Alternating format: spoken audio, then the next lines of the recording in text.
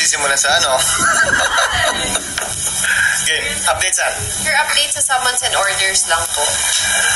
Officially, wala pa kaming natatanggap.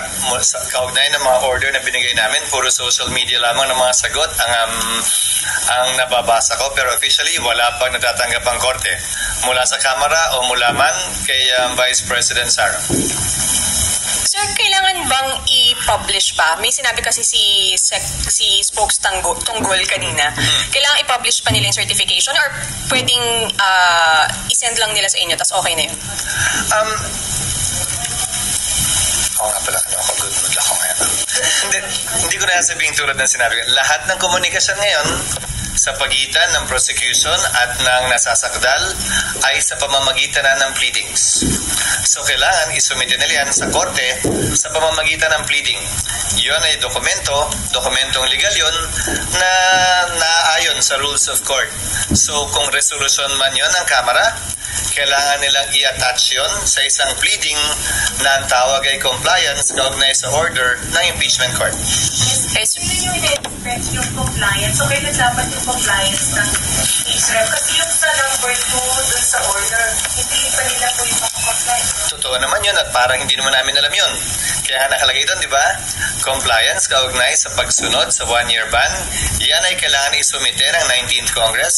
At compliance kaugnay sa decidido pa ba silang ituloy ito sa panibagong Kongreso dahil hindi nga pwedeng i-bind ng 19th Congress, 19th House, ang 20th House. So yun, dapat ibigay naman ng 20th Congress. Klaro at maliwanag yun. Pero doon sa order, sir, wala nakalagay na timeline? Nakalagay 20th Congress. I mean, sir, yung sa order number 1, so dapat may compliance sila doon sa number 1 doon sa order. Pwede nilang paghiwalayan na isumite yun. Pwede nilang sabay isumite yun sa kasabay na ng 20th Congress. SP, yung attestation, yung attestation hanggang June 30 lang? Alin? Yung attestation hanggang June 30 kasi 19th Congress? Hindi. Ang sasagot ng compliance sa 1-year ban ay 19th Congress. Siyempre, sila gumawa niyan eh. Kaya nga, sir, hanggang June 30 lamang nila pwedeng i-file yun dahil wala silang authority na i-file na yun pagkatapos ng June 30. Pero wala naman deadline. So, kung hindi man nila i-file yun, pwedeng i-file yung attestation na yun sa 20th Congress. Wala naman deadline yun eh. Pero akala ko ba SP yung 19th ang dapat sumagot ng attestation? Sana. Pero, paano ko yung 20th Congress magbago ng isip at sabihin yung pinasang resolution na 19th na compliant sa 1-year ban ay hindi pala compliant? So, may posibilidad na 20th Congress din ang sumagot doon kung ninanais nila. Ayokong pangunahan yung 20th House of Representatives. So, walang problema, SP, kung hindi umabot hanggang June 30 yung attestation? Wala, dahil wala rin namang mangyayari dahil aantayin din nga natin yung masagot yung summons at pagdating ng panahon yun na makapagsumite ng reply ang prosecutors ay 2 araw na lamang naiiwan bago mag-lapse yung authority ng prosecutors sa June 30. Sabi ni Congressman Arnan Panaligan, one of the Congressman prosecutors, malabo daw yung order kaya hihingi sila ng clarification. Okay lang pero hindi siya pwede magsalita sa ngalan ng lahat hanggat wala kami natatanggap na pleading. Ulitin ko, alam kong political process ito pero hindi na ito madadala sa mga interview, press release at saka social media post. Kung ano man ang ninanais ng Kamara, dapat sila magsalita in one voice, in unison, sa pamamagitan ng isang pleading na isasubmit sa impeachment court. Hindi pwedeng pa isa-isa silang sasagot at magpapa-interview na lamang at yun yung sasagutin namin pa isa-isa din. We will only answer, if at all, any formal communication submitted through a pleading by the House Prosecution Panel representing the House of Representatives. O tama kahit yung tono ko, parang nice, di ba?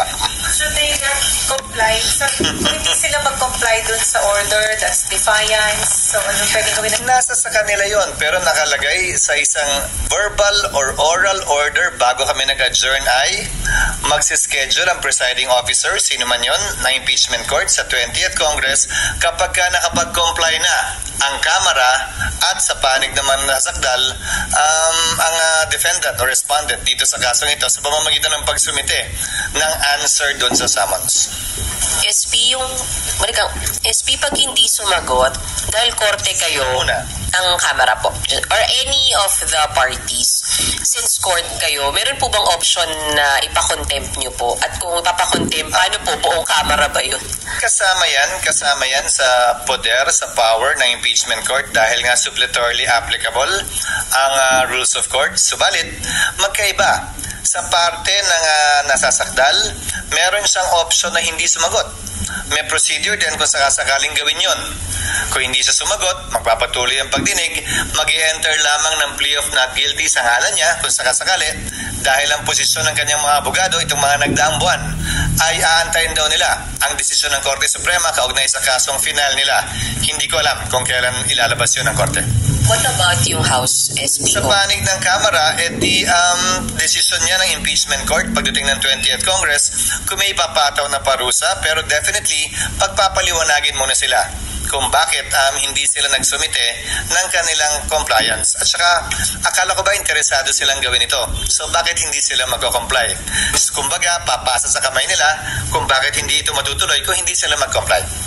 Okay, so sir, clarification. Walang trial, hindi kayo mag-resume hanggang walang compliance dun sa order. Yun ang oral order na binigay sa impeachment court, in open court, bago kami nag-adjourn. Pero syempre, ulitin ko desisyon niya ng 20th Congress, 20th Senate. Ang posibleng magbago yung desisyon, posibleng pareho pa rin yung desisyon. Again, hindi namin pwedeng i-bind yung 20th Congress Senate kaugnay sa mga pagpapasyang ito. Sir, so kailangan pa bang humarap ni VP Sara? Sang-ayon sa aming rules, oo. Pero may karapatan siyang hindi humarap. Kung ayaw niya, magpapatuloy yung pagdinig kahit hindi siya humarap. Sorry, SP, so hindi kayo magre-resume ng impeachment court if hindi ma-comply yung 1 and 2 sa pag-remand? Depende nga yun sa 20th Congress. Depende yun sa presiding officer ng 20th Congress. Halimbawa, sa aking pananaw, kung hindi magsumite ng sagot si VP Sara, kung hindi mag-comply ang Kamara, at some point in time, kailangan magpatawag ng pagdinig para pagpasahan at pagdesisyonan ng impeachment court yung non-compliance, hindi lamang ng Kamara, pero pati na rin nasasakdal. Kung kailan gagawin yon, walang timetable o time period ang nakasaad sa rules namin. Sir, yung inhibition, sir, may mga nananawagan ng mag-self-inhibit sila. Sino? Senator Amy, Sino Senator nananawagan? Robin, ACT Teachers Party List halimbawa, sir. Kasi Pumirma sila sa impeachment, so klarong anti-Sara sila, klarong pabor sila sa impeachment. Ulitin ko ang sagot ko. Anumang panawagan o kahilingan ng sinumang biased na pabor man o kontra sa impeachment, pabor man o kontra kay VP Sara, hindi namin didinggin o papakinggan dahil biased nga sila eh. At kung may panawagang inhibition dun sa mga pabor kay VP Sara, anti-impeachment, malamang may panawagan ding inhibition dun sa mga ayaw kay VP Sara at saka pabor sa impeachment ng mambabatas. But generally, ang pag-recuse, ang pag-inhibit is voluntary on the part of the impeachment court judge.